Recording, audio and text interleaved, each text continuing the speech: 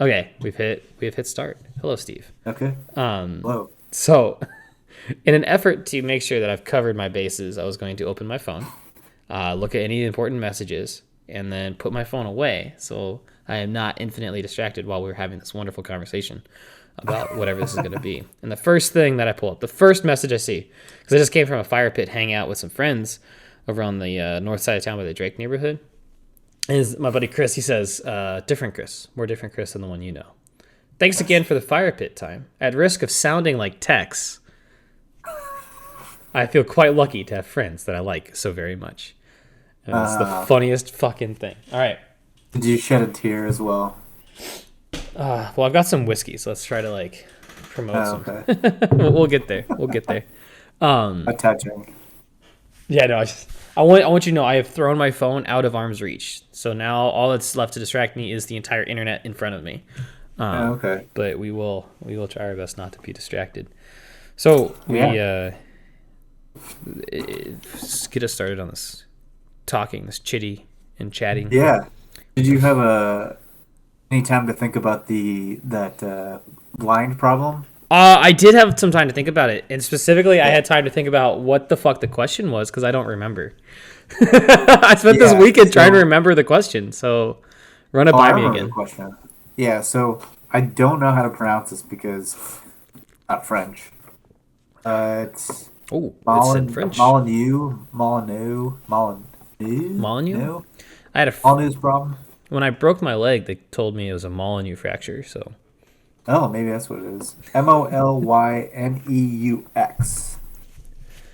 It's a thought experiment concerning immediate recovery from blindness.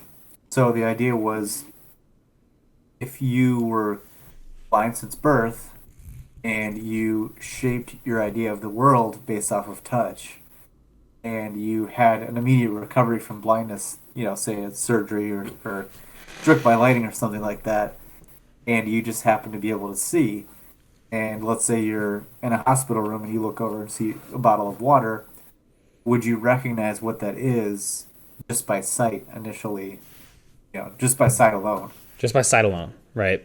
Yeah. Would you be able to Me identify being that? a mostly seeing-eyed person, I can look at a water ball and I know that it's a water ball. But if I had never seen before and I only understood things through the sense of touch, would I Right. be able to recognize something that I see without touching it, but just Yeah. seeing it? Would I be able to recognize it is what it is? Right. I was hanging out with some friends and I was babysitting them while they were taking a journey on Friday night, and we had this conversation towards the end when everyone was sobering up, and it was a similar conversation. Interesting, like not promoted by the same question, but it was just a similar like Yeah. question posed because it was like we were talking about consciousness and like having thoughts without like relative experiences to like place those thoughts. So it's like, what if I had what would oh man, what was it? It was like, can you be conscious? Can you have a consciousness if you don't have sense, right? Like, what if I couldn't smell? What if I had never smelled, never seen, never touched, no Yeah. senses, right? What would be going on? Like, damn, it was such an interesting and cogent conversation, and I can't bring back the topic, but it's kind of similar to this, where it's like, it maybe taking it to an extreme, where it's, does consciousness exist? Can you think? Can you have thoughts if Yeah. you have no experience or like canon through which you can express ideas, right? Like if I had never felt anything, seen anything, touched anything, smelled anything, tasted anything, right? Like none of those things. If I had never experienced any of those and had no way of experiencing those things, Yeah. would whatever that is be a conscious living? Like, could you have a consciousness behind that? And Probably. I mean, that doesn't. Those are all inputs. That right, doesn't necessarily indicate the state of the output. right, So, thought, in a way, is processing of inputs. But I mean, I don't know if you would be alive in a certain state if you didn't have right. any input. I mean, physically speaking, I suppose it's possible. But it's I having mean, never felt.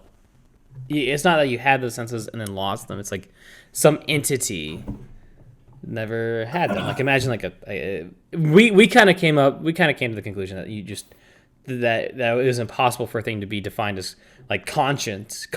Like consciousness just didn't exist if there was nothing for it to like exist in relationship to. But sorry, the reason I'm derailing your initial question is because I don't know how to answer it. Yeah. So I'm Well, it's also there's also shielding myself. because the consciousness thing was also, it's one way you could think about this is all you're doing is processing stimulus in a way. And if you have no stimulus, If you can't receive stimulus, then you can't process that, and so then therefore you could argue that you're not really existing or you're not conscious in a certain way. So that's your definition. That kind of fucks with me a little bit. I'm sorry. I want to pin that and go back to your original question where it's like, okay, you existed with everything except for sight, and now all of a sudden, you were sightless your whole life, and now you've been given the ability to see. Somehow you gain the ability to see again. So a quick shortcut might be so there's kind of maybe two ways to think about it. Is you might say that innately you would just know because you have an understanding of how something feels, the shape, and all that, and so therefore you should be able to get onto something that you see. But then another thought would be that you would have to touch it first, right, to make that connection. I feel like the connection like that would make sense. Like trying to like work backwards, right? Yeah. Maybe. Okay, let's walk through the scenario. So I now see. I'm looking at Ozarka do you know what Ozarka is? Have you ever seen an Ozarka water bottle? It's the Dasani or the Ice Mountain or whatever bottled water thing, but it's specific from the unique. South. It's a southern thing, so I'm so used to thinking of Ozarka. But anyways, so you have this Dasani bottle, right? And it's got its shape and it's got the ridges and everything like that, and it has its whole texture and temperature and everything to it, right? And I know what that feels like, but I don't have any association. I now can see. I go and I touch this thing, I grab it, I handle it, and that starts to form that connection. And now I know, oh, this is what I was feeling that whole time. Is it possible? And then like that, I'm trying to imagine what that like association feels like, and if it's possible to like achieve that association of this thing is what I felt, and now I'm seeing it. Is it possible to even achieve that without ever doing that initial step of touching it while I can see it? Right. I don't think so. I don't think that would be. I think that you would have to do that at least once. Now, like the moment you like become aware, you touch the bottle and you're like, oh, okay, you make that connection. I think after that you would be able to make more quick, better judgment with calls. Practice. Looks like. Yeah, it would become easier to because there's like a fundamental language that you're starting to experience. It's like, oh, when I feel this thing, like plastic, right? Like you feel the plastic, that type of plastic, you can now start to associate when you see other things that look like that. You can be like, oh, okay, when I was feeling this other bottle or this other plastic item, I don't know, a plastic fork maybe or something to that effect. Right. Like you can start to associate things by experience, and this is all relativism, right? You don't know. I think maybe not relativism in like the philosophical or scientific sense, but it's like everything's relative to each other, right? We talked about before at work when other times when we're talking, we talked about this idea of like you don't know a mile until you've walked it, and so it's like I might not have walked every single mile there is to walk, but I have walked a mile. I've walked a mile up a mountain, so I can. When you tell me, yeah, we're gonna walk 10 miles up a mountain, I can be like, oh, that means something to me. I might not know what it is to walk up that particular mountain in those particular 10 miles, but I've walked a mile up a mountain. Now I can extrapolate roughly what that looks like to walk 10 of them up any given mountain. And then more information comes in as I have more experience and more information given to me. So maybe you have to make that mapping in your brain. Yeah. It doesn't exist. It doesn't exist. Whereas we take that for granted, because it exists if someone else. So let's say we're both in the room together, right? And you have never had any issue seeing. You've seen everything. Like you are Steve as you are and has always been, and I'm me. Was blind. I see now, and there's a water bottle in front of me, and you interact with it. And now, like, I have this experience of holding and touching and feeling and crinkling and the sound and maybe even like all those other dimensions of the object, except for seeing it. Now you pick it up and you handle it and you make the sounds. Does that, like, I don't necessarily know if this is like part of the same question, but I feel like that's maybe another angle without me having to like touch it myself to start to understand what this is. I think that's perfectly viable experiment to explore, and I think. All right, let's just go blind someone and then give them my eyesight again. Like, let's blind a baby. Well, oh wait, I think it actually came from something along those lines where really, like it actually happened, and then they kind of explored the question. I'd be so curious what the circumstances for that. Like, was there someone that like couldn't see for a large portion of it, like were born blind or without sight, and like developed sight later on? Like there something happened.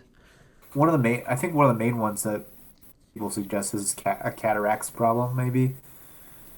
I thought cataracts was. I'd have to. This is my ignorance, but I'd have to look up like what cataracts is. I'm so used to it being something that like because you use your sight, and that's usually like through aging. Are people ever born with cataracts? I mean, maybe there's like a disease or like some sort of health issue you have, and then they maybe don't want to perform the procedure to fix it until you're a little bit older. So yeah.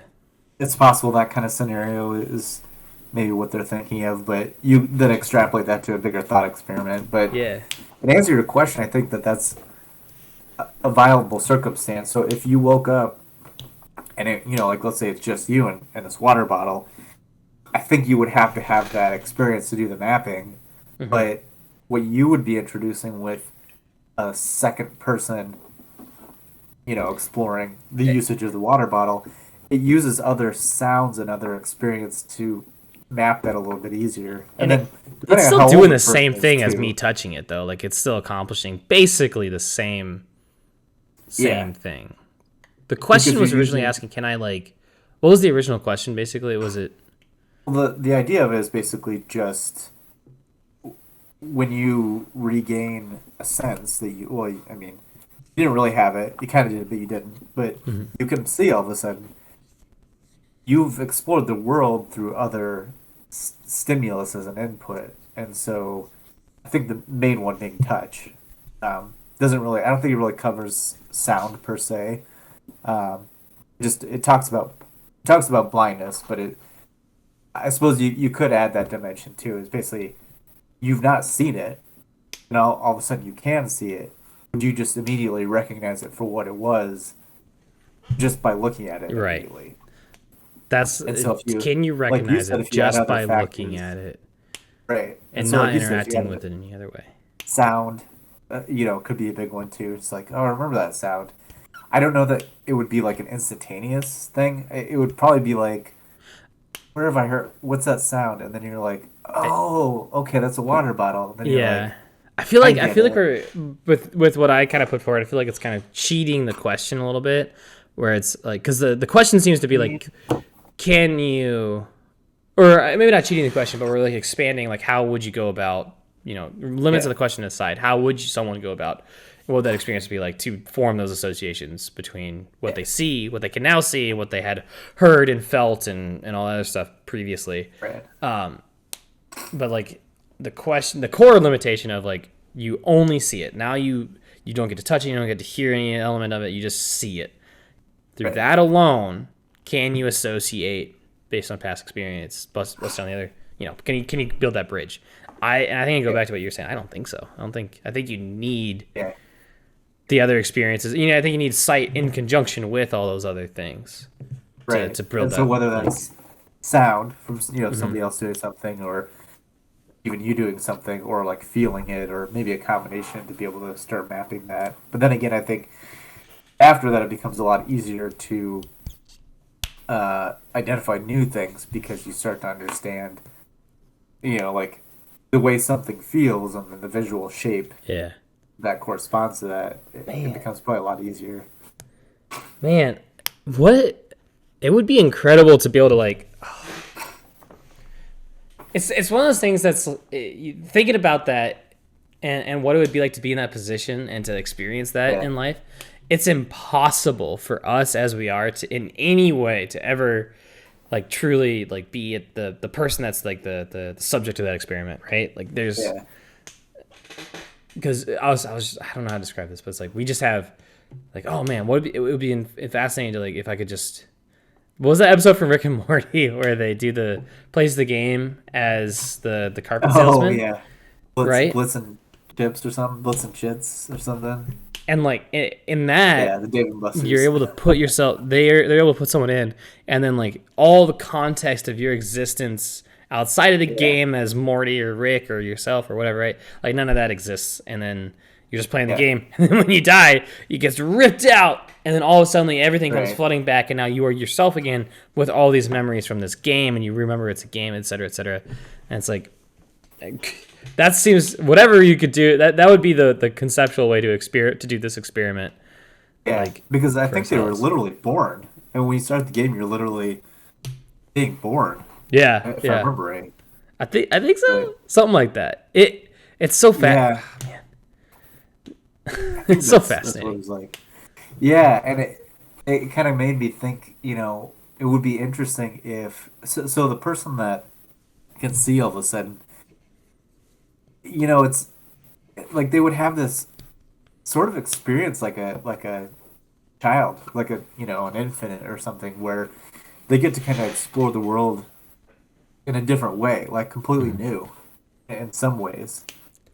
And so their take on the world has got to be really interesting and kind of not juvenile, but kind of Well, I you think know, juvenile is a okay word for it. It's not necessarily like looking down at it, right? But it is this. yeah, It is something wholly new, and it's hard to experience anything as an adult, like any emotion or range of emotions or right, feelings or sensations that you haven't in some way or have some felt before or have some reference point for.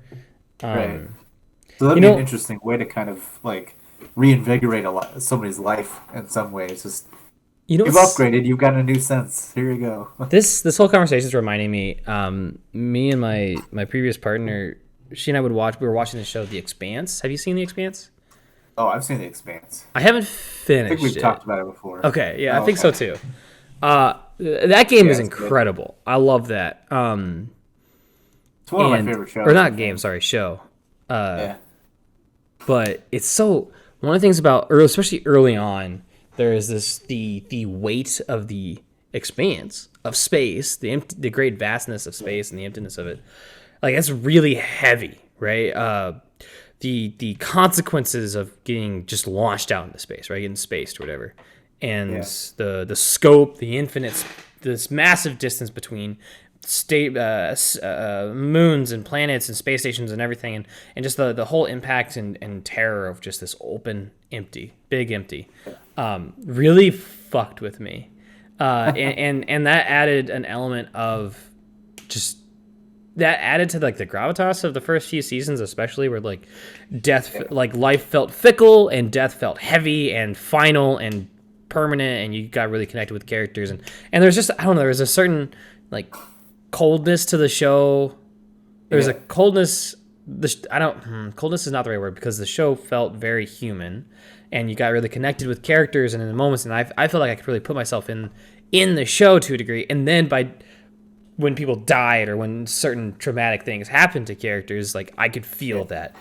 And talking about trying to experience things that, and I always had to go watch some like stupid reality TV show on Netflix afterwards. Like I couldn't go to bed having watched The Expanse. I watched an Yeah. episode. You We need sit a down, I was like, college hey, you want to lecture. watch the space show? Yeah, let's watch the space show. And we'd sit there after an episode or two and be like, oh my god, do you want to watch anything else? Like anything? You want to watch Sunny? You want Yeah. to watch like The Circle or something like super silly and lighthearted without consequence? Because like it's so heavy and intense. But talking about this, a whole dynamic of experiencing something so intrinsically novel that we haven't walked, like to see a mile that we haven't walked, to see a concept we haven't experienced and have no Yeah. existing relationship with, is really rare. And for me, the vast, like the experience of just being in space and ultimately in some way like experiencing death Yeah. Even death is different, where it's like, because you go to sleep and you have these, especially if you don't dream a lot or you have really deep sleep or different types of sleep, right? Like you can, there is no consciousness. There is not, like, you just don't, kind of just don't exist for a little while, Right. in a way. And so there's almost an association or like we can form a relationship if we were to sit there and be like, okay, what is it like to die, right? Yeah. We can form a relationship, maybe not of like sorry, this is getting a little dark, but but Let's go there. so the state of death, of being dead, on the other side of the dying, right? There's living, there's dying, and then there's dead, right? And I'm separating that for a point because I want to get back to that middle part. But the state of not being alive, of being dead and stuff, like, it's something that we could maybe have some relationship with, right? Because we've slept, we've walked, maybe not a mile up a mountain, but we've walked a few miles up a steep hill, right? In this analogy. But the part about like the expanse that would ring really true, would ring really like to my core a lot of times, and then just thinking about dying in particular is not the death and not the before, but it's the process of dying, and like the whatever that feels like. I don't know what that feels like. That is a concept that I have no relationship with. And then the empty vastness of space is another thing where it's like I have no concept of no atmosphere. I have no concept of the ultimate cold and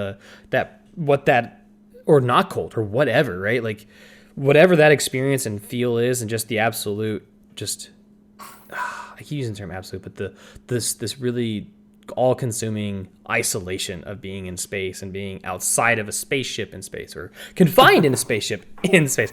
All that stuff is super hard to relate to. And it's one of the reasons that I find it super fascinating to watch that show. It's because I'm trying to just get my hands around this concept that I have no other relationship with.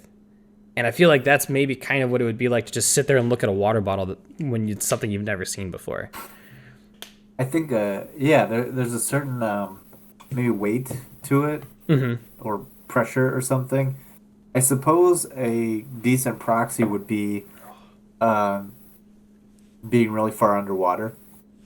Like being really deep in the ocean. There's a sense of that kind of like vastness around you, and there's a sense of kind of like that, I don't know, pressure, for lack of a better term, of like there's literal pressure well. in the ocean, whereas there's like kind of the inverse. It's interesting that you say that, because like the deep ocean does feel kind of like I don't know if this is the right way to use this, but like the yin and yang of space. I think we talked about this, where it's like nothing. The idea of the contrapositive, right? Like something implies nothing, and nothing implies something. A equals B means that not A equals not B, or something like that. Sure. Discrete mathematics. I took a quarter of a semester in that when I was trying to figure out life. You didn't tell anybody, right? I didn't tell him. God damn it. This is gonna be. That's the first rule of discrete mathematics: is you just you don't tell anybody. People about it. Well, you could tell people, but you gotta be really discreet about it. You gotta be like, you gotta be quiet. Like, hey, we got this math club over here. Yeah, just your family and close friends. Family and friends only. Even then, kind of a stretch. They gotta get vetted. Anyways, contrapositive is like space is kind of the contrapositive. Like space and the deep ocean they're kind of like the contrapositives of each other, or whatever. Or it's, if there is a place of just, no, I'm losing the thread. Lost it. It's gone. But it's something to do with the pressure, the imagery of like, there's the space has no pressure, right? That's the thing. It's a vacuum, ostensibly. Yeah. And then the ocean is immense pressure. It is this material that isn't perfectly solid that you can move through, but you're still under all these atmospheres, and then the leagues of water above you that applies this pressure. But at the same time, they kind of have the same. They give you a similar intense, like, isolation and otherness. And if you went outside of a underwater sea vessel, James Cameron's little Titanic adventure thing, I think you'd be maybe about as screwed as you would be. Yeah, on a linear line of not so fucked to super fucked. Yeah, About the same. Jumping out of a I spaceship think versus jumping out of a submarine. jumping out of a spaceship would probably be a quicker death than jumping outside of the. You Well, I think don't so? know. I Well, it depends. So it depends on how you're pressurized. So, It's true.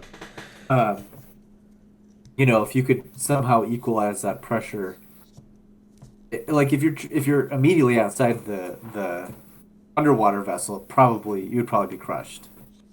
Yeah, I But if you think could so. equalize the pressure, I would imagine then. But that's Uh, that's the whole deal. Is like if you equalize the pressure, now you're just like it's a timer of how much oxygen do you have, right?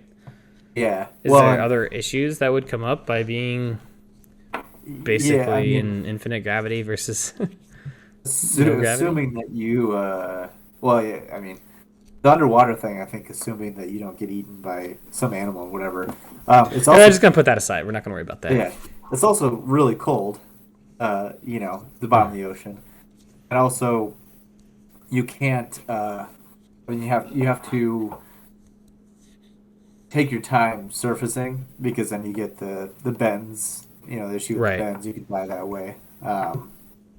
All sorts of problems, but that doesn't usually get you as immediately as Right. jumping out into space would. Interesting. There's a whole fun thing with that too. So One of the things why about the not? Expanse is like people don't just immediately die when they get spaced. Is what I noticed because there's characters that there's like episodes. Yeah, Spoilers for the Expanse, I guess. But there's like episodes where people will just jump. I specifically remember the one girl, I forget her name. She jumps. Naomi. Naomi. Yeah, she. She Have you seen that one jumps where she jumps? like from one ship to another, and She she's like, injects herself with something first, I think, which is "Oh, supposed to does like. she?" I Which believe helps so. Or equalize the she does, pressure, because that's the big or thing. does Is like, something midway. because that's Yeah. it's that pressure in your body, because now your Well, body just and the isn't coldness. in the Yeah, coldness. But the but probably most of the pressure because I think your body wants to just like. it's I gonna don't know if it's to gonna disprove disassemble it. itself, right? Like it's there's Yeah, well, your blood's gonna want to like come out of your body, I think too. That's right, because all the imagery they show is like, at least in the show, they have when Yeah, they're exposed to the vacuum of space, blood. Oh, what was it when they're in the portal, right? The whole fleet and everything there was all these ships that were in the portal, the different factions and stuff, yeah, and like people. One of the issues I remember they talked about in zero gravity, if you get like internal bleeding, that's like a death sentence because right. blood doesn't behave if it's not confined, it's not like contained, it doesn't behave right, and so it just kind of gets, Yeah, it's just you're just gonna you're shit out of luck more than you yeah. would be otherwise. So I imagine I'm the trying to remember vacuum of how they space fixed has that. even more of an issue with that. I think yeah, maybe they had that on one of the Star Trek shows that I watched recently. They Yeah. maybe did that too, but yeah, I don't know. I like something about the Expanse was just really good. There was that sense of I don't know. There's a bit of a darkness to it, not in the way that um oh I think the Expanse brings, it wasn't like a sadness. no, it is the like nature is I don't, how do I say this? One, science fiction. This is a, oh, I just had like three thoughts all at once. I'm going to parse through them. So I think the coldness or like the sense of like doom or gloom or darkness or whatever the Expanse is putting forward, I think that's rooted less in a lot of shows bring that emotion or that kind of overarching sense through human, sourced in people, right? Like Yeah, people are awful or people are doing terrible things, or there's just this like ultimate, not ultimate, but this inevitability of catastrophe because people can never, you know, we can't do anything, we can't do anything good for very long before we fuck it up. yeah, Whereas I think the Expanse doesn't lean on that as heavily. Whereas like right. there's a wonderful array of characters, and every character has like almost expresses love. Every single character expresses love and quality things. Even the baddest of bad guys, like they all have some very human and positive element to them that gets expressed in the show, but the Yeah. darkness and the and everything like that comes from it comes from nature, right? Nature, it feels, maybe it's a bit of like man versus nature kind of story, where it's like Yeah. nature is cold and uncaring. Nature and the environment and the universe keeps on trucking. It's doing its thing, and we are not necessarily fighting it, but we are fighting to survive within it. And Yeah. every little mishap, like, it's one of the things about the show is like the best people can be doing the most good that they can, and one little mistake, there's no like, oh, you messed up here. Do your here's some red ink on your essay. Resubmit it tomorrow and get A plus instead of Yeah. an A minus, or get a new grade. No, nature just says you're dead, right? Like Right. you slip up, you fuck up once, you're in space now and you're dead, or whatever, right? Or Naomi, Yeah. if she had missed the jump, she would be dead out there. And that, I think, is the part that's really that makes me feel that coldness and that dire sense of dread in the show. It's not because people are evil and doing awful things to each other. They are in the Yeah. show, but you see the whole spectrum of humanity. But it's nature and the universe that's very cold and uncaring, and that's expressed well through the Expanse. I think you touched on maybe another thing too. Is there's like Naomi, when she's making that jump, she has to be pretty precise in timing, um, position, and all that. And so I feel like they did a really good job of expressing that, like you said, not necessarily through a person to person interaction or just dialogue. It was just kind of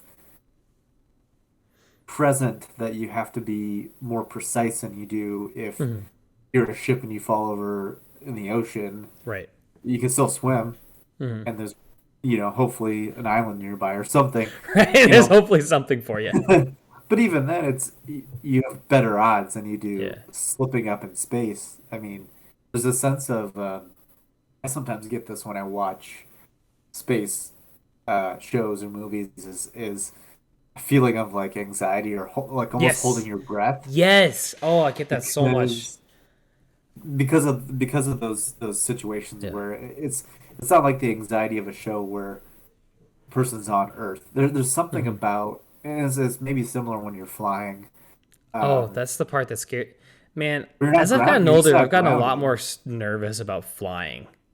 I've flown 100 plus times in my life, right? Like, I've Yeah, been across the ocean a time or three, but still, like, as I get older, it's like, oh man, and it's part of I think part of that anxiety is coming to terms with, and we've talked about this, where you have no control, right? There is yeah, absolutely no control in life, in what we do, right? The fact, we don't get to choose that we're alive. We don't get to choose like so much about our bodies, right?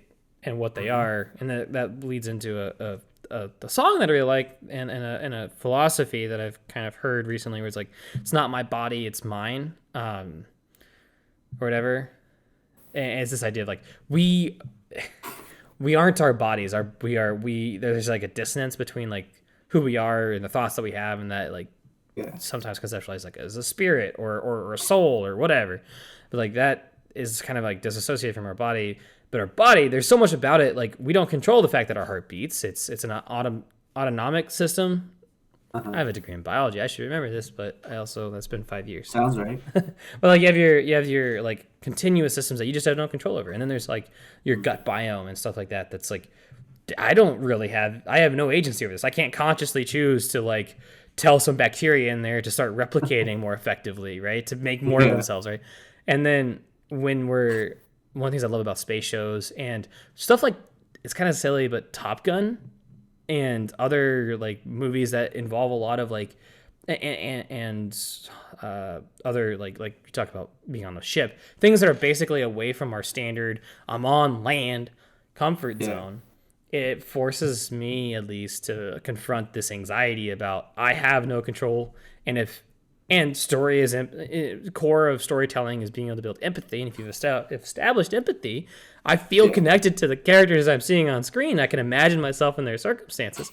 And it sounds terrifying to be in a spaceship rocketing through the empty vacuum with just a fucking tin wall right there that could just collapse, and then out I go. And there's nothing like, it's A and B. It's not like it's not like one, and it's not a gradient of, in a car accident or whatever, or when you're driving a vehicle, there's like gradients of control that you kind of have, right? Where like, oh, if someone pulls in front of me, I have many options to navigate this situation before I'm dead. Whereas in space, and the it's thing is, boom. you have more odds of getting into a car accident than you dying in a plane crash. It's It's an it's illusion funny, of but control. it is, and I think I don't mind flying. I am okay giving up that control. I think the nice thing about this is going to sound kind of morbid, but the nice thing about flying is when if you were to get into a crash, you'd probably likely die, and also pretty quickly. So that sort of worry. So for me personally, it's more of a I'd rather not die a really long, painful death Right. or survive and be like, paralyzed from the neck down, or Yeah. be Yeah. maimed so horribly that the That, quality of the rest of my life is so poor. Um, I want to go back to that's the thing I was talking why I about. like flying. Which, It's like you're gonna either live or you're gonna die, pretty and much. there's an So it's element, like, there's something freeing about that, like letting, by consciously letting go of control, right? yeah, There's something freeing. That's very. I, I'm novice in it, but the Taoism stuff, right? Like Taoism is all a core element of Tao Te Ching, and reading that, at least the interpretation by Ursula Le Guin and this other guy whose name I can't remember. I think starts with I think his name's Steven. But anyways, point is, Taoism has a lot of like, you gotta let go, recognizing that you have no control, and that trying to seek control is pushing against the flow of the universe, and stuff like yeah, that. And there's a lot of flowery language about it, but I think you can also use it in much more like practical and modern terms and kind of get the same idea across.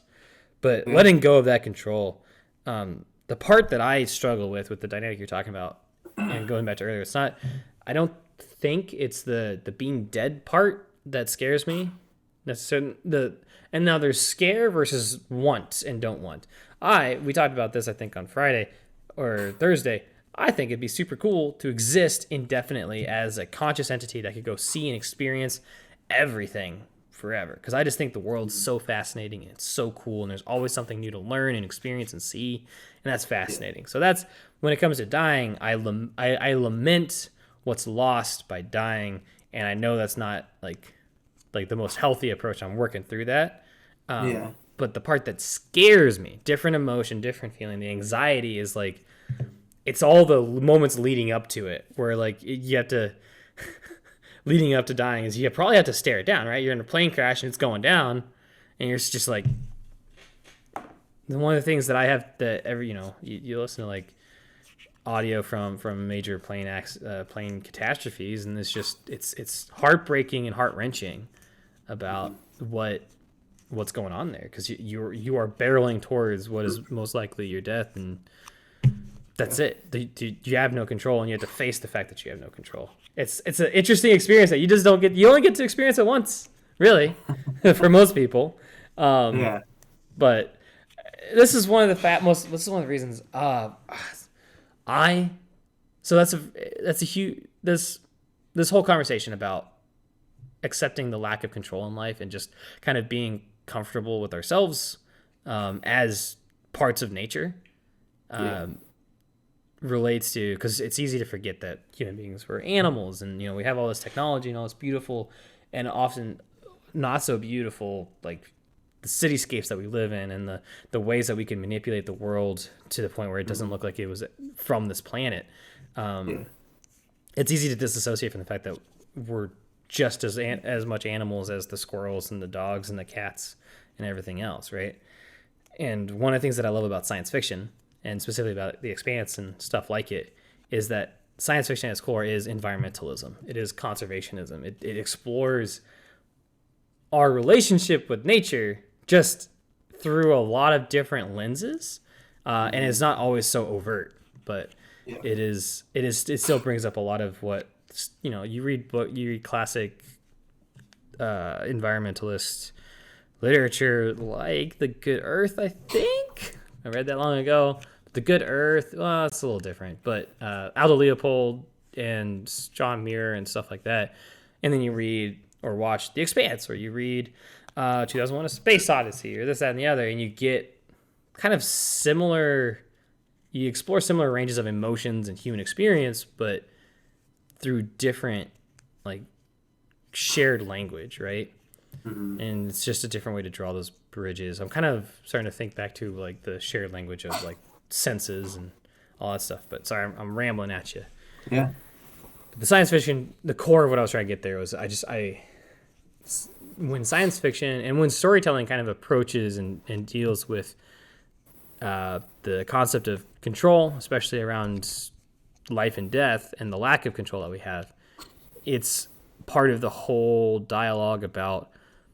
It's part of a whole dialogue that's flavored differently by context, but of environmentalism and our relationship with nature, and exploring that and understanding that, especially as we evolve and as our technology evolves and grows and expands and contracts and all those things. And that's one of the reasons I love science fiction, is just exploring those concepts. It's in such a different and interesting way from other mediums. Yeah, and it always this is a conversation I try to have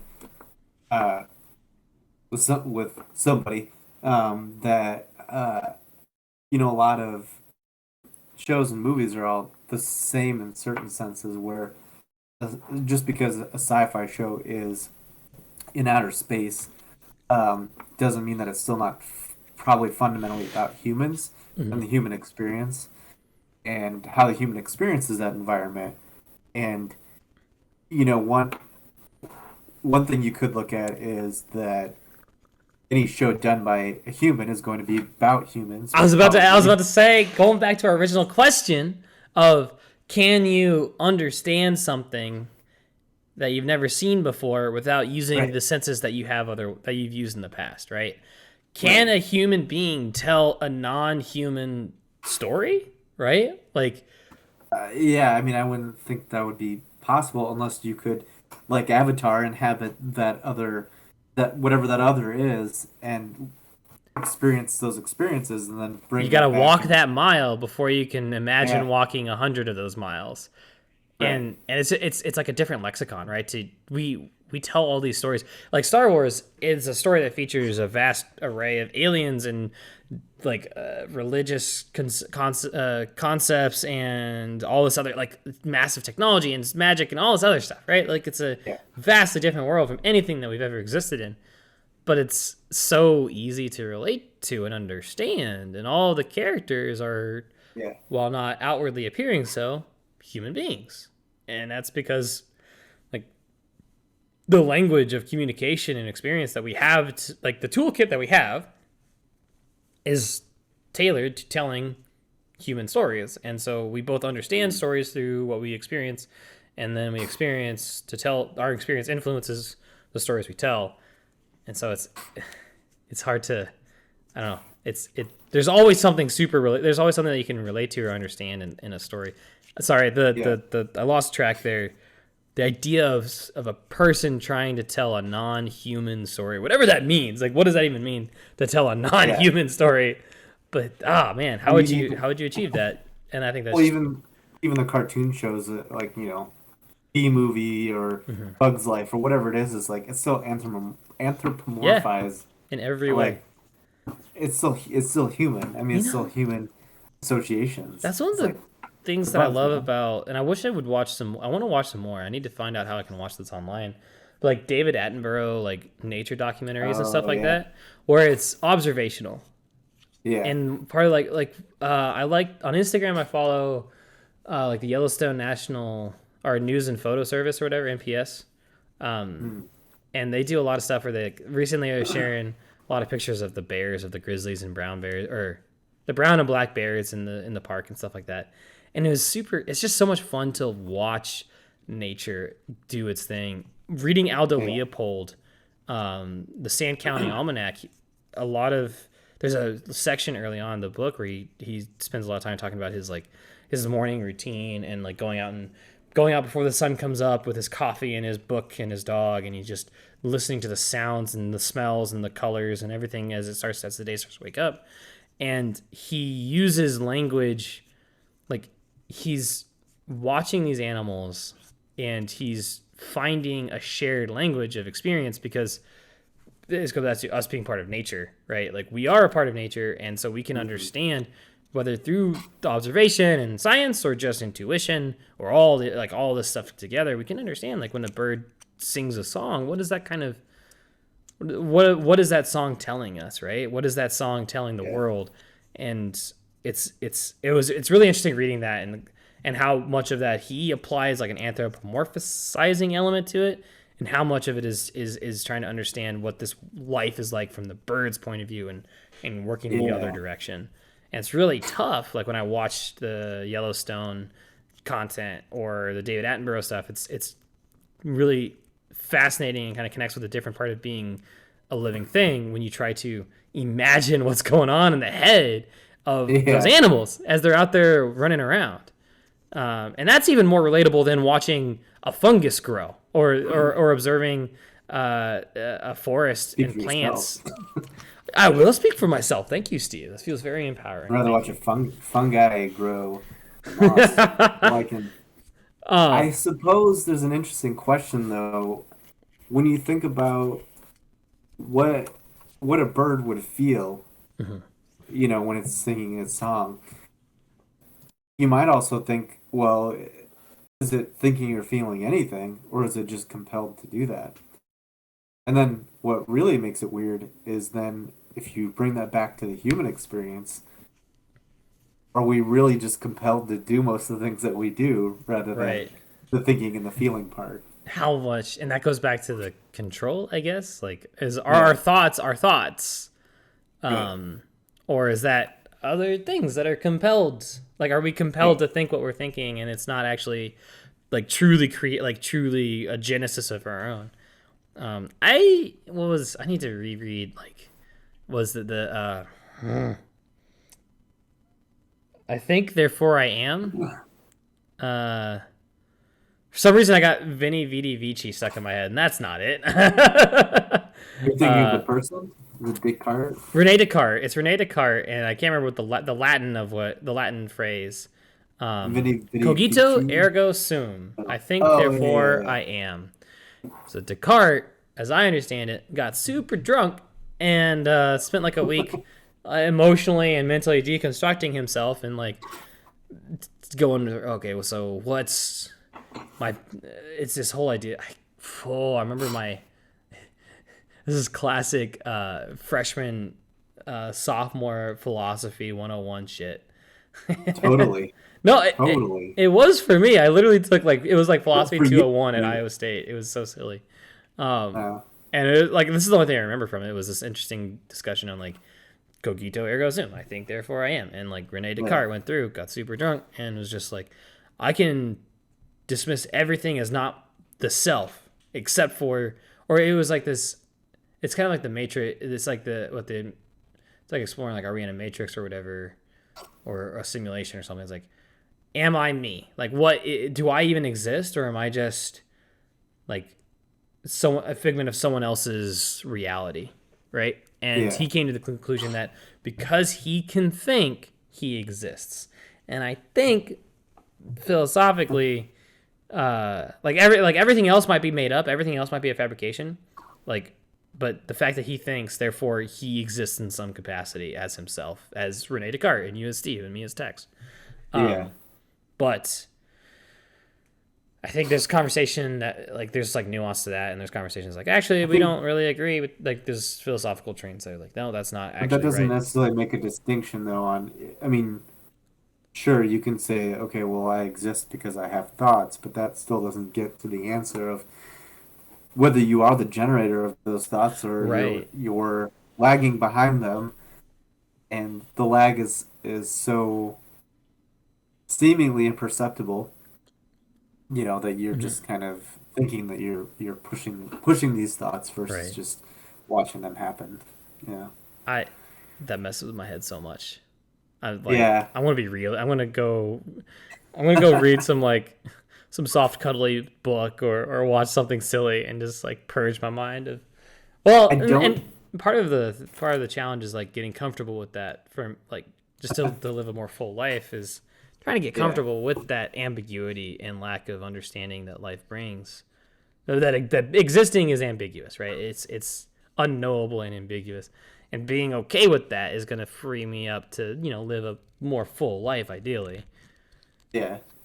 Uh, It's interesting. So the idea of like the uh, I've seen some studies that maybe suggest that we um, are more of an observer than we realize. mhm. And I love having. So you're probably about the only person I can actually have this conversation with so far that is like okay with this. Mhm. And while your response was kind of uh, normal, I'd say, or the response I usually get, you're not freaking out about it. I Sure. mean, maybe you will after our conversation, but um, I've talked to other people that just they cannot cope with that. They just cannot that accept that that could be a that possibility. you have no control and that you don't have any agency and that they're a thing that like Hmm. you're an amalgamation of like systems and instincts and Yeah. impulses that aren't. And this goes back to the expanse thing where it's like nature, man, we really struggle with understanding. And when I was taking when I was getting my degree in biology, one of the things that was really challenging and that was talked about a lot, and not in like an argumentative way, but just a conversation about how do you communicate thing like how do you communicate concepts about nature, the ecosystem, ecology, evolution, especially without anthropomorphizing it. One Hmm. of the things that I try really hard to do is when I talk about core evolution concepts about evolution and inheritance and selection and all these things, is like not anthropomorphizing something allows us to connect with it and understand the patterns that we see because it's the shared language. But how can we try to use in the world of like environmental science and stuff, how can we convey core concepts without anthropomorphizing it and making it seem like it's something that has direct kind of this sense of conscious direction that we seem to think about ourselves? Because Hmm. in nature there isn't like at the at systems level, right? Things are systems. They don't have this same explicit, at least the way we a lot of us see like I see the world as I am I see my body and myself often primarily as like I am a central nervous system and I have my thoughts and they're explicit and they're controlled by me. Yeah. And if you and anthropomorphizing is kind of applying that idea ish, that way of thinking to a tree or to an ecosystem Hmm. or a population of an animal or many generations of a population of a species in a location, whatever, right? All these things. Yeah. But really, it's a lot more ambiguous than that.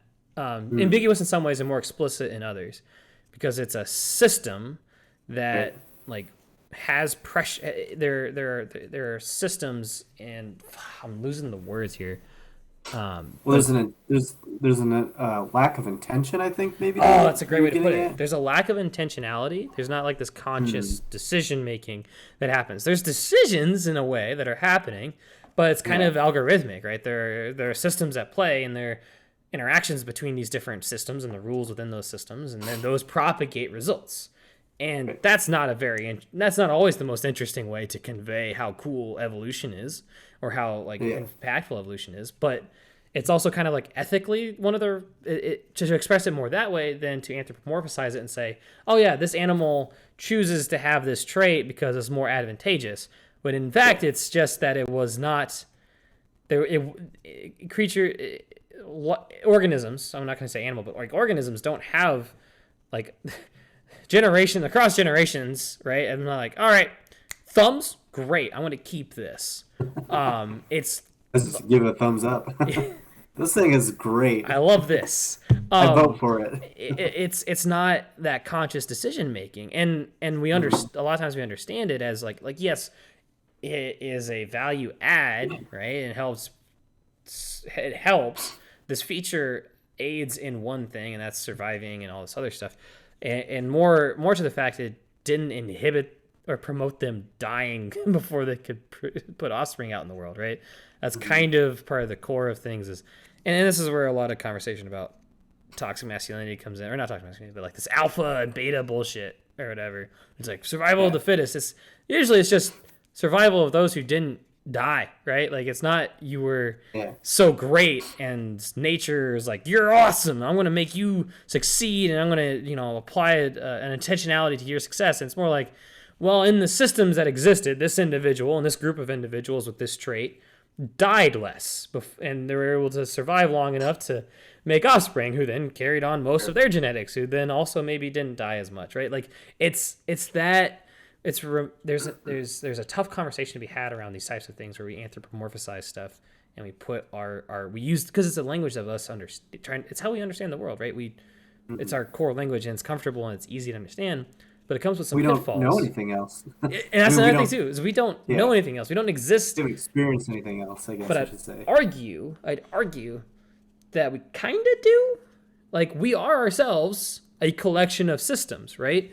You look at a cell, and a single human animal cell's got all these different microorganelles, like all these organelles, and like the mitochondria was maybe a separate like organism altogether that I can't remember exactly. I don't think this is like a commonly accepted idea anymore. But anyways, we are ourselves a collection of systems. And so to become more comfortable with that idea that you put forward, going back to off of this tangent of like trying to be comfortable with the idea that we're just an observer and like there is no control and like there is no central consciousness really. And it's just an amalgamation of impulses and stuff like that. We can get comfortable with that by kind of changing the language that we use and getting and understanding the nuance of that language. It's not easy and it's not necessarily comfortable, but I wonder. Yeah, and I mean, like a collection of systems that becomes complex enough. Is that what consciousness is? Is that an emergence out of the complex systems? There's a guy I watched, Lex Friedman, where he talks about AI and he talks about consciousness and like different systems and all that. And I feel like he's talked about this a number of times where if you could describe humans as just a series of systems that build up to make something a little bit more complex, and therefore that becomes consciousness, couldn't you argue that sort of thing could be built artificially, where enough of a complex structure of systems is generated through software that it becomes effectively what consciousness is? There's one of the things that I love about this kind of topic is depending on like the perspective you take, you can kind of argue different levels of strictness, I guess, right? There's like, is it strictly a piece of software, or is this AI like a I'm losing the term, the plot here. I say that a lot, and I will continue to say that a lot because I do that a lot. I have lots of ideas, and I'm glad that we're doing this conversation, and making more of an effort to have these conversations because it's going to help me refine how I like get my ideas across more effectively because I tend to lose them because of these tangents. But holding on to that AI thing for a second. The like decision consciousness as like an amalgamation of systems that come together to like a collaboration of many different systems that come together to like form a thing that has like rules of sorts, right? Like it takes in an input and it has semi-predictable output or predictable output, right? That applies to more than just like individual organisms, right? You look at you could squint your eyes, kind of blur your vision and look at humanity across time and across space and treat it almost as if it's like one macro social organism. And it has inputs, it takes inputs and has outputs, and it seems to make decisions and feel and emote like a consciousness might, right? Maybe, I don't know where I'm going with this, but it's interesting to think about like disassociating this idea of control or conscious decision making, disassociating conscious decision making from just the self and a single individual, and just seeing that as a result of systems interacting in different ways. And you can kind of see that happen at different macroscopic layers, microscopic layers. You can see patterns and kind of ascribe consciousness in many different ways. Like you can look at just a pool of bacteria in a petri dish and see interactions and stuff like that, and over time, and maybe it could start to resemble systems with, and this is all definitions based, right? If you're defining consciousness as like, oh man, this is kind of losing the plot again. It's like consciousness is defined, like here I'm just talking about like systems, many systems working together that take input and have many inputs and have many outputs. It's kind of, you can see that at all these different levels. It just depends on how you frame it and describe it. Yeah, and it's kind of weird. It's a weird thought experiment because I suppose maybe a distinction would be an unpredictable output in the sense that humans have the ability to be, or at least we think that, you could do something entirely unpredictable. Yeah. But even then, again, if it's a collection of you responding to stimulus in a habitual way, it's still algorithmic in some It's algorithmic way. in a way. It's just maybe not so this is one of the things that people make decisions, right? And a lot of times you're like, why the hell did you do that? Yeah. And they might not themselves, like it might just be totally out of character, right? Someone might do something that's totally out of character based on your experience with them, but they did it. Doesn't mean, like, just because it's out of character, they did it. It happened. And there's an element of things, there's systems. Everything is a collection of systems, and systems take inputs and they have outputs. So somewhere along the way, that was the output. And some part of the input was different, or something somewhere was different for this circumstance, or maybe it was different in past circumstances than was here, whatever. And that, oh shoot, dude, that's so tough to work around, right? I'm losing my thought here. Is it more of, that you expect a certain behavior out of a human? So, are you familiar with the Turing test at all? Turing test is how you can tell if an AI is like It's conscious, kind of conscious. basically. Yeah, it's consciousness test for like robots and AI. It's basically the test where you just kind of chat with it, and if you couldn't, basically, if you can't distinguish between a human and that AI, then it passes. It's kind of an abstract concept, Right. but I mean, Blade Runner kind of took that idea and made a whole movie out of it, right? And I think what that kind of gets to though is that when you converse with something that could be conscious, you expect a certain response in a lot of ways. For example, if you said, "Hey, how was your day?" and I said,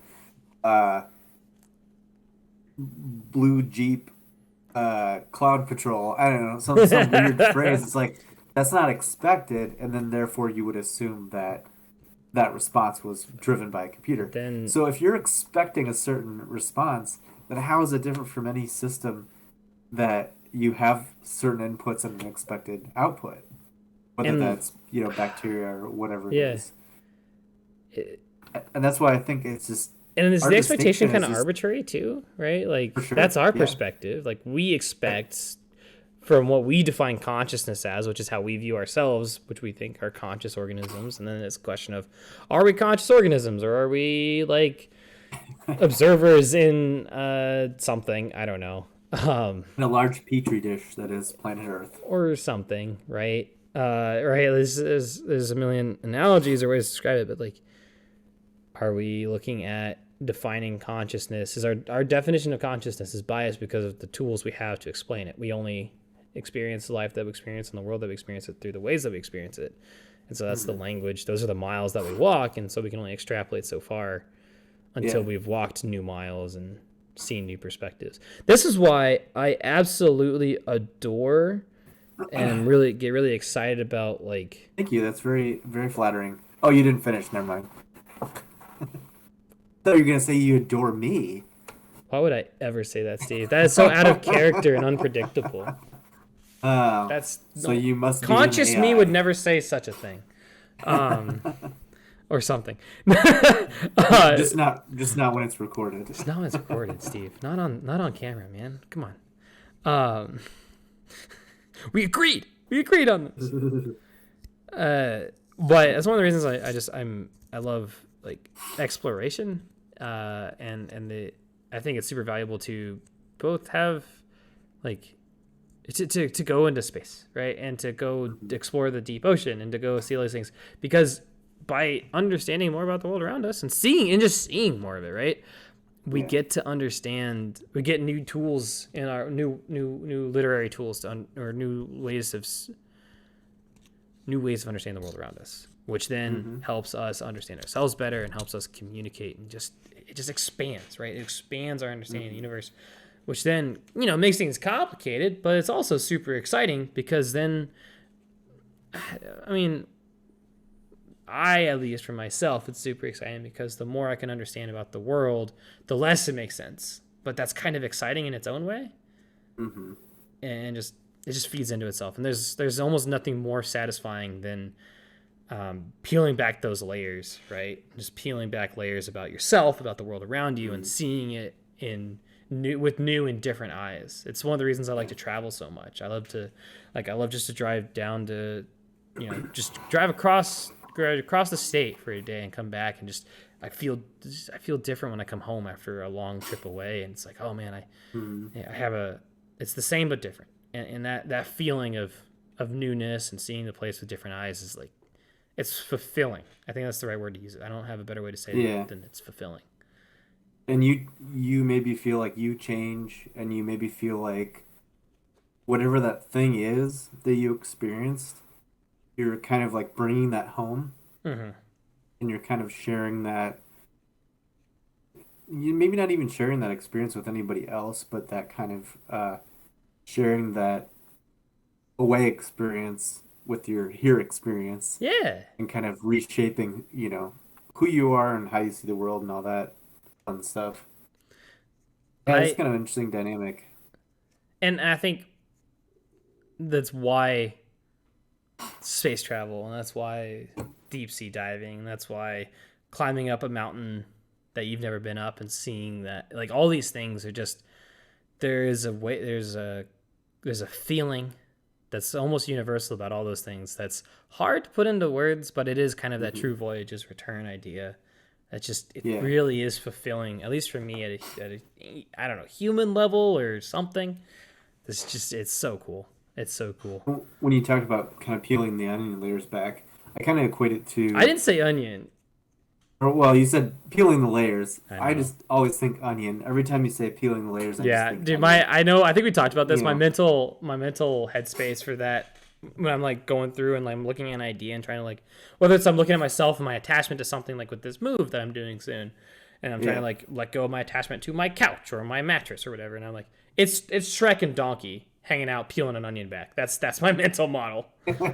Yeah. Anyway, sorry. I think there's something about it that when you're peeling those layers, you get to something that is, there's a lot of words to describe it maybe, but something like raw and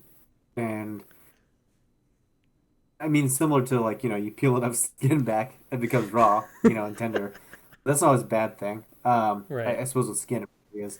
But there's sort of a kind of nugget of truth maybe that sits like right at the core of that. Mm-hmm. And I think exploring things, learning things, and all that kind of helps people understand those things more. Yeah. And so you start to learn more, like, truths about the world, how it operates, how you operate, things about the human experience that are fundamental that a lot of times you can't get if you just sit around home or stay in your hometown. And part of the challenge is it's kind of scary and it's uncomfortable a lot of times. Yeah. Something I'd like to talk about maybe on next week on our next go of this, because we are about an hour 10 in. I don't know how long we want to do this, but one of the things I want to talk about, and similar, is like finding your people and finding your place, and part of being able to, I have a friend I was talking to earlier today, and she's really struggling with, like, feeling out of place and like she doesn't have community. Like she's got a few good friends, but she feels like she struggles to really form a connection with a lot of people because they just live such different lives and stuff like that. And one of the challenges is with peeling those layers back and looking a lot of times at yourself and your community is it's scary, right? When you start peeling back and trying to understand yourself, there's elements about yourself that you might look at and be like, I this is me, but I don't like it, or I didn't know this was me, and now there's a sobering reality to some of these things, and you could feel infinite different emotions about it, and it's scary and hard to do, and it's not easy to do all the time, and you probably shouldn't be waking up every day and peeling layers back. You should like give yourself a break sometimes. Yeah. But the reward on the other side is so worth it when you can kind of come to understand yourself or the world around you a little bit better. And maybe one of the things that I try to talk about a lot is taking like the morals of stuff, not the morals, but like not always assigning like good or bad to something, right? Like the it's not bad that she hasn't found a community yet.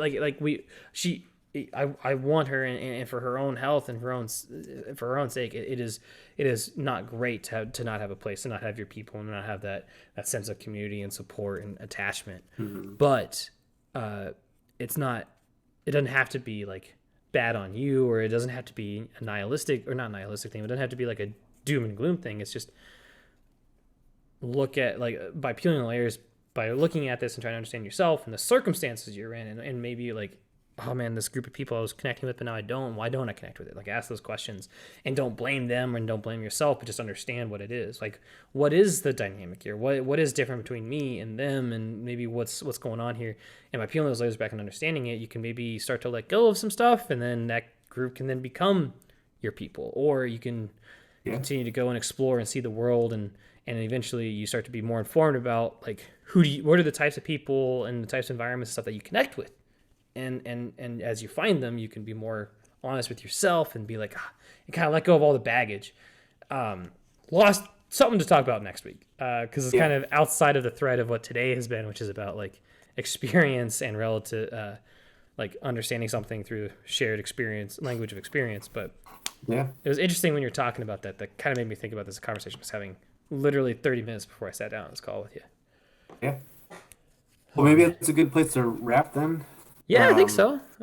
Yeah. What do we, Good. this is cool. This has been a fun chat. I don't know what to call this or do with this, but we're going to have some fun with it. And maybe later we can come in. I'll get this edited and we'll look at it. And maybe later we'll come in and we can maybe do like an intro of some sort, record an intro, be like, hey, this is, this show that we have, and we talk about these things and the normal stuff, and then we'll go from there. Yeah, I like the idea of kind of springboarding from a topic and then kind of just. I liked having that question cool. And seeing where it goes. I know it. Not to keep dragging this out a little bit, but one of the things, like, I love talking with you and I love the conversations we have, and I think they're interesting, and I like the practice of just trying to. I talk a lot and trying to refine and get better at conveying what's going through my head in understandable ways, and then digesting cool concepts with you. It's a lot of fun. It's really cool. The one of the challenges I had with going into this, like thinking about doing this, was like I'm so used to having just a little bit more structure and a little bit more focus, because this is very open-ended. It's not bad, but it's a mile I haven't walked before. Yeah. And now that we've walked it, having like an initial like prompt of sorts, or just just kind of going into it and letting it flow, felt pretty good. It's sure funny. It's funny what you had just said about having a little bit of prompt and focus. I literally just read something today about Jeff Bridges and how when he was filming Iron Man, he found it very frustrating initially because of the fact that they would often write, basically kind of write the script as they went. They would write it day of sometimes. Oh, damn. Or maybe even a lot of times. But he was more used to, this is a script, here are my lines, I can really focus and go over it and learn everything and be ready for the day. And instead, he'd be sitting in the trailer in the morning and they'd be trying to figure out what to do for that day. And what he said was it was initially very frustrating, but he had to eventually you just kind of let go and just say, okay, well, I'm having a blast working with Yeah. Robert Downey Jr. and John Favreau. Favreau, yeah. Favre. Um, Fever. and Brett Favre. Brett Favre? Yeah, and just kind of, just have fun with it. So it reminded me of what you had That's just said. I was like, oh, that's really funny because you're like the Jeff Bridges and I'm like Robert Downey Jr. I love that. You're just kind of running with it. Okay, you're gonna be Robert. Yeah, Okay, okay. I get the facial hair kind of Yeah, going yeah. on. No, no, So no. I like the idea of being Jeff Bridges. I don't have the gravitas that he brings, but I'll work up to it. We'll build up to it.